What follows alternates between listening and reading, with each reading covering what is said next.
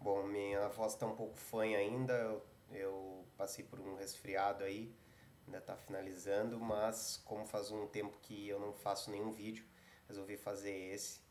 E já que é início de ano, a gente aproveita aí o final de ano que todo mundo tem bastante tempo para colocar a leitura em dia. Então, falando de leitura em dia, eu estou tentando mais uma vez vencer o Joyce aqui, o Ulisses. Não é uma leitura fácil, é uma leitura que tem várias, que ele fez várias inovações literárias, mas uma leitura que não respeita, do meu ponto de vista, muito o leitor. Ele vai fazendo essas inovações sem avisar quando elas entram e dá uma dificultada para quem lê. Depois eu li também, esse aqui estou na metade ainda, Clarice Lispector, Clarice na Cabeceira, uma coletânea de contos dela. A Clarice, embora todo mundo aplauda de pé, eu acho que ela força um pouco a barra em alguns momentos e, enfim, respeito, mas não admiro. Quem eu aplaudi de pé foi esse aqui, ó. Roberto Bolanho, Putas Assassinas, escritor chileno transgressor, sensacional, extremamente, enfim, incisivo, ele é forte, ele é intenso, vale a pena dar uma olhada. Mas o que a gente vai falar mesmo foi um outro livro que eu acabei no final do ano, que é o Paul Auster, Invisível, considerado um dos livros, um dos melhores livros do ano passado. Também pode ser nessa capa aqui, ó, Invisível. Bom, então eu conheci o Paul Auster numa situação um pouco inusitada. Eu estava no Malba e eu achei uma camiseta que tinha uns dizeres dele sensacionais. Eu reproduzi esses dizeres num texto, que eu vou colocar um link abaixo, chamado Vivendo e Produzindo. E aí fui atrás de alguma coisa do Paul Auster e li O Homem no Escuro, um livro que também eu faço uma pequena resenha num outro texto, Frenesi Polissilábico. Mas eu particularmente comecei gostando muito do Homem no Escuro e depois de um determinado momento eu acho que ele se perde, o livro perde intensidade, perde força e eu acabei não gostando. E fiquei com essa imagem do Paul Auster, eu não gosto de Paul Auster.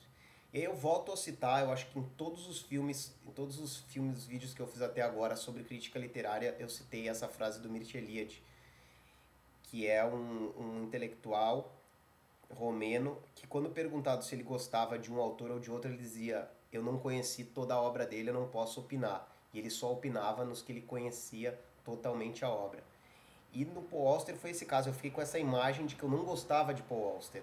E ganhei esse livro no final do ano, resolvi ler, e O Invisível realmente é sensacional. Ele tem, ele primeiro ele trabalha muito bem uma questão que é das mais fundamentais da literatura, que é a credibilidade. Então, quando a gente lê um livro, acima de tudo a gente tem que acreditar que aquilo existe. Pode ser um universo totalmente imaginário, mas a gente tem que acreditar naquele personagem. E os personagens que o Paul Auster criou aqui, realmente a gente acredita. Ele usa um recurso bastante interessante, que é o recurso de cartas, onde ele pode ter várias vozes narrativas e a história se passa,